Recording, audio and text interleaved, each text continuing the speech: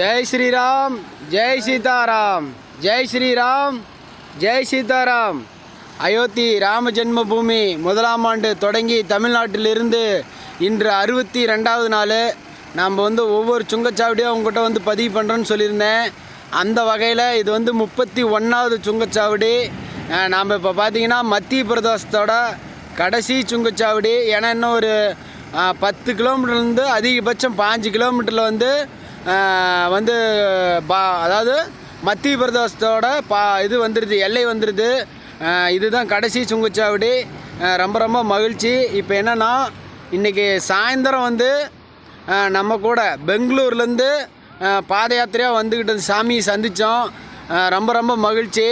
சாமி பெங்களூர்லேருந்து ஒண்டியமாக வந்துட்டுருக்கிறாரு. அப்படியே விட்டிங்களா?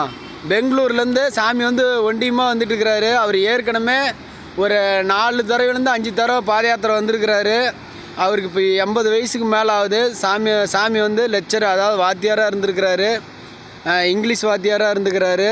ரொம்ப ரொம்ப மகிழ்ச்சி. இப்போ அவர் நம்ம கூட பயணம் செய்கிறாரு. அவர் காசி போய் அப்புறமேட்டு அயோத்தி பாத யாத்திரை வர மாரி இருந்துச்சு.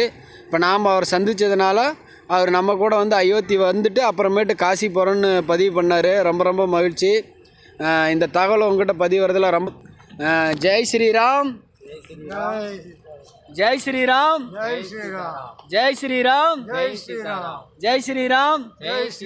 ரொம்ப ரொம்ப மகிழ்ச்சி. ஜெய் ஸ்ரீராம், ஜெய் சீதாராம். அயோத்தி ராம ஜென்ம பூமிக்கு வெற்றிகரமாக 62வது நாள் இரவு உங்களை சந்தித்ததில் ரொம்ப சந்தோஷம். ஜெய் ஸ்ரீராம்.